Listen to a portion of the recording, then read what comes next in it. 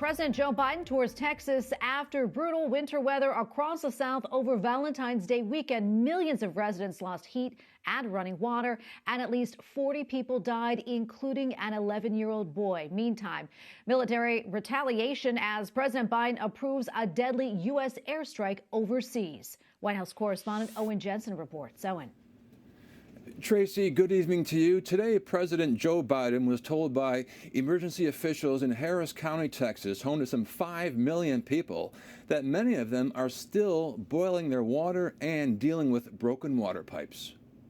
President Joe Biden and First Lady Jill Biden arrive in Texas. You're saving people's lives, and you're doing, as my mother would say, sure, you're doing God's work. The president has declared a major disaster in the state, the government sending emergency generators, bottled water, ready-to-eat meals, and blankets. And during the height of this storm, we had over 1.5 million people without power. And without power meant that there was no heat. Also on the president's agenda, a stop at a food bank and a mass vaccination center.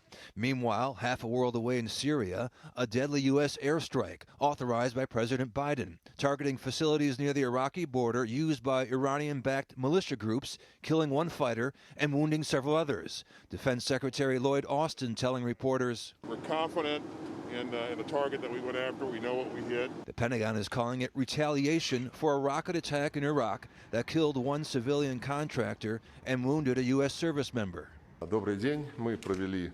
But Russia was critical of the U.S. attack, strongly condemning it, calling on the U.S. to respect Syria's sovereignty, and adding the Russian military only had a few minutes advance notice of the strike, which is of no value.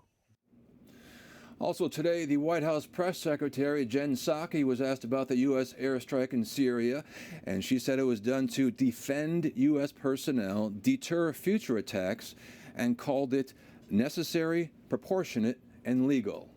At the White House, Owen Jensen, EWTN News Nightly.